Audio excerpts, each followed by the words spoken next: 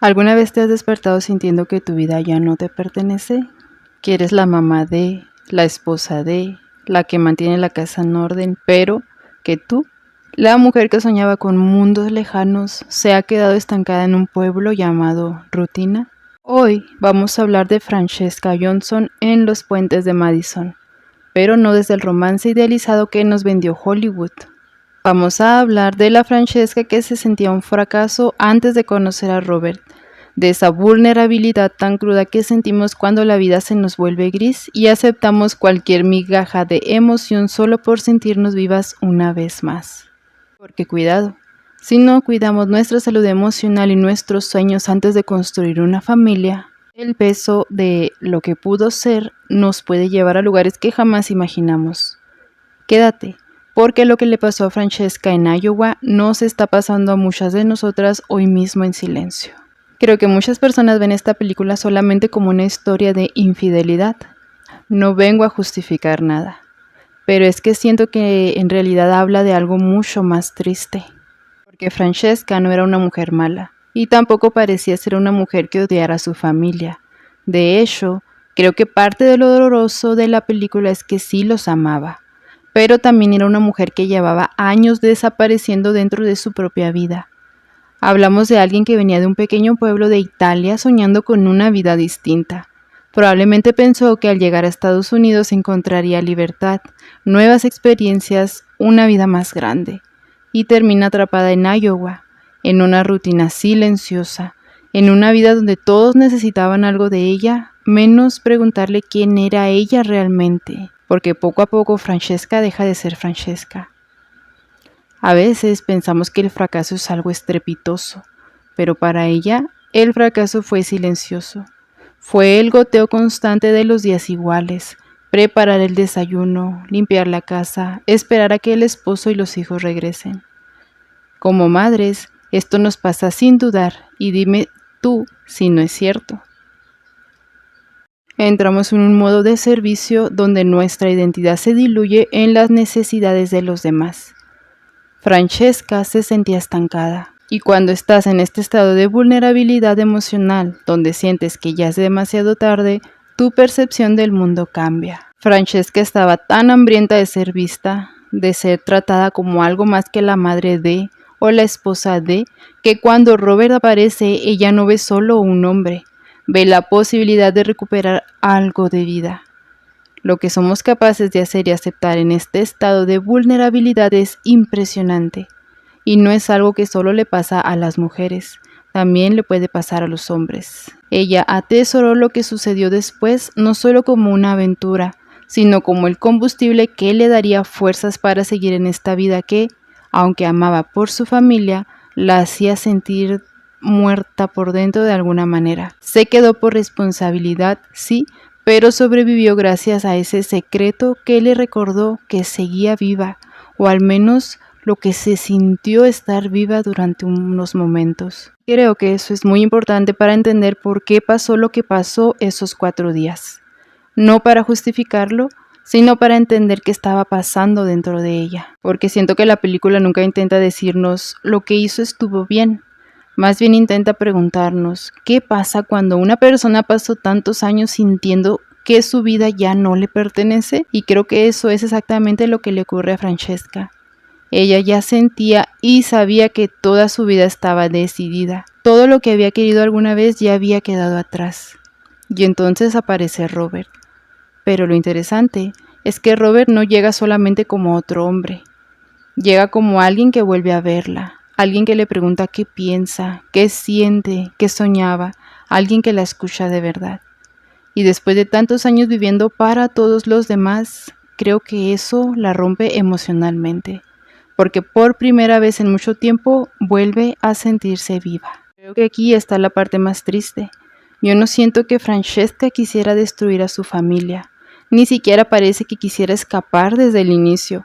Más bien siento que quería guardar algo para ella, una chispa, un recuerdo que le hiciera sentir que su vida no había sido completamente vacía, como si necesitara comprobarse a sí misma que todavía podía sentir algo antes de resignarse para siempre a esa rutina. Y eso hace que la película duela muchísimo más, porque al final ella sigue eligiendo a su familia, y eso importa mucho.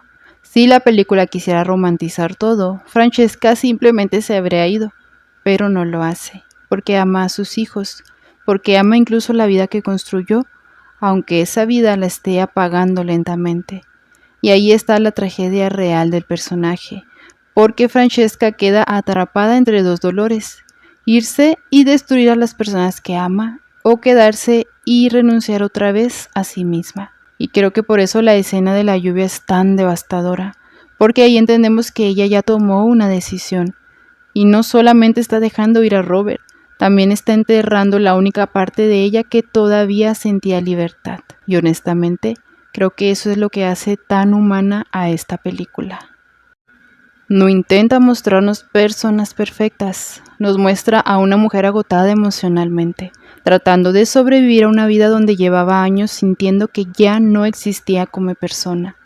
Y creo que aquí es donde la película se vuelve todavía más incómoda, porque entonces la pregunta deja de ser solamente ¿por qué Francesca hizo lo que hizo? Y empieza a ser ¿cómo llegó emocionalmente hasta ese punto? Porque sí, las decisiones son individuales, pero una relación nunca se construye solamente con las decisiones de una persona. Y creo que muchas veces cuando se analiza a Francesca, toda la responsabilidad cae completamente sobre ella, como si todo hubiera nacido únicamente de sus acciones. Pero la película también nos deja ver algo más: un matrimonio que lleva años desconectándose emocionalmente. Porque los hijos sí afectan, claro que cansan, claro que cambian la dinámica de una familia, pero honestamente, los hijos no parecen ser el verdadero problema ahí. Los hijos hacen lo que hacen todos: necesitan atención, consumen energía, crecen. Eso no debería llevar necesariamente a una persona a sentirse emocionalmente vacía. Lo que realmente parece destruir lentamente a Francesca es otra cosa: es sentirse sola incluso estando casada. Y eso creo que es muchísimo más triste, porque llega un punto donde ella y su esposo ya no parecen una pareja completa, parecen solamente personas cumpliendo funciones. Ella, la madre, la esposa, la mujer que sostiene la casa; él, el proveedor, el trabajador, el hombre práctico. Pero ya no parecen dos personas emocionalmente conectadas. Hay una responsabilidad compartida cuando permites que el confort y la rutina se conviertan en la única base de tu matrimonio. Richard se sentó en su sillón y dio por sentado que Francesca siempre estaría ahí, feliz de servir la cena. Él no se dio cuenta, o no quiso ver, que ella se estaba marchitando. Como esposos, a veces caer en el error de pensar que mientras no falte nada material, el amor está cuidado. Pero el confort puede ser una jaula muy pesada para quien tiene sueños que nunca se cumplieron. Richard la amaba, sí, pero su falta de curiosidad por el mundo interno de su esposa también la orilló a ese estado de soledad acompañada que es tan doloroso. Y aquí la película nos muestra cómo una relación puede morir lentamente sin peleas enormes, simplemente por abandono emocional. Porque el esposo de Francesca no parece un hombre malo, y eso es lo más incómodo. No hay un villano claro, pero sí parece un hombre emocionalmente ausente. Un hombre que quizá deja de preguntarse quién era realmente su esposa fuera de todo lo que hacía para la familia. Y creo que ahí empieza el verdadero vacío de Francesca, porque llega un momento donde ella ya no siente que es vista como mujer ni como persona, solamente necesaria en esa familia. Y lo podemos ver claramente en la escena de la camioneta, cuando ella llora. Él la nota, le pregunta una vez qué sucede, y al ella no responderle de inmediato, él no indaga nada más, solo prende el radio e ignora la situación por completo. Eso me dolió, y eso que no me estaba pasando a mí. Una diferencia enorme entre sentirse amada y sentirse necesaria, porque alguien puede valorar todo lo que haces sin realmente mirar quién eres. Y siento que eso le pasa muchísimo a Francesca. La rutina los consume tanto que dejan de ser esposos, amantes, compañeros emocionales, y se convierten solamente en personas sobreviviendo una vida juntos. Por eso Robert impacta tanto emocionalmente en ella, porque él hace algo que parece pequeño, pero después de años de vacío se vuelve gigantesco. La escucha, la mira, le pregunta qué piensa, se interesa en ella como persona, y alguien que lleva años sintiéndose invisible puede quebrarse emocionalmente cuando por fin alguien vuelve a verla. Entonces creo que aquí la responsabilidad empieza a compartirse. No porque eso justifique las decisiones de Francesca, sino porque una relación también puede deteriorarse entre dos personas. Y muchas veces el abandono emocional no se nota de inmediato. No grita, no rompe cosas, no hace escándalo. Simplemente va apagando lentamente a alguien, hasta que un día esa persona ya no reconoce su propia vida. Eso es algo devastador en esta película, porque al final no estamos viendo solamente una historia de amor, estamos viendo a una mujer que lleva años sintiéndose emocionalmente sola y que durante 4 días recordó cómo se sentía volver a existir. Pero creo que también hay algo muy importante que debemos analizar sobre Robert y Francesca, porque la película nos hace sentir que los dos vivieron algo irrepetible, casi como si se hubieran encontrado un amor que solamente ocurre una vez en la vida. Y entiendo por qué ellos lo sintieron así. Después de tantos años sintiéndose solos emocionalmente, encontrar a alguien que finalmente los escuchara debió sentirse gigantesco. Pero también creo que hay algo de idealización en todo eso, porque aunque ambos eran mayores, actuaron emocionalmente como muchas personas actúan durante el enamoramiento, pensando que esa intensidad significa automáticamente amor eterno, y son cosas distintas. Porque sí, lo que sintieron fue real, pero eso no significa necesariamente que conocieran realmente lo que era vivir una vida juntos. Y creo que esa parte casi nunca se cuestiona cuando se habla de esta película. Robert y Francesca convivieron solamente 4 días. 4 días fuera de la realidad. 4 días donde no existían las cuentas, la rutina, el desgaste diario, las enfermedades, los problemas largos, la convivencia constante, ni las diferencias reales que aparecen cuando dos personas comparten una vida completa. Lo que ellos vivieron fue la etapa más intensa emocionalmente, el descubrimiento. Y el descubrimiento puede sentirse como algo sobrenatural, especialmente cuando una persona llevaba años emocionalmente vacía, porque el enamoramiento justamente hace eso, te hace sentir que encontraste algo único, que nadie nunca te había entendido así, que jamás volverás a sentir algo parecido. Y probablemente Robert y Francesca creían genuinamente que lo suyo estaba por encima de cualquier otra historia, pero creo que también estaban viendo uno en el otro todo lo que sentían que les faltaba en sus vidas. Porque Robert no solo veía a Francesca, también veía hogar, calidez, conexión, estabilidad. Y Francesca no solo veía a Robert, veía libertad, pasión, aventura, la mujer que pudo haber sido. Y eso hace que la conexión se vuelva todavía más intensa, porque no solamente se estaban enamorando uno del otro, también se estaban enamorando de lo que representaban emocionalmente. Y creo que ninguno de los dos se detuvo realmente a pensar algo muy importante. ¿Qué habría pasado cuando esa intensidad bajara? Porque naturalmente iba a bajar. Eso no significa que el amor desaparezca, pero sí significa que el enamoramiento cambia. Y ahí habría empezado la verdadera relación. Ahí habrían aparecido las diferencias, la rutina, los defectos, los silencios incómodos, las frustraciones reales de compartir una vida. Y honestamente, no sabemos si ellos habrían sobrevivido a eso, porque la película detiene su historia exactamente en el punto más perfecto, cuando todavía todo se siente mágico. Y creo que por eso Francesca no pudo olvidarlo nunca, porque Robert nunca alcanzó a convertirse en rutina, nunca alcanzó a decepcionarla, nunca alcanzó a volverse cotidiano. Su historia quedó congelada para siempre en la parte más intensa del enamoramiento. Y quizás eso también explica por qué ella lo recordó toda su vida.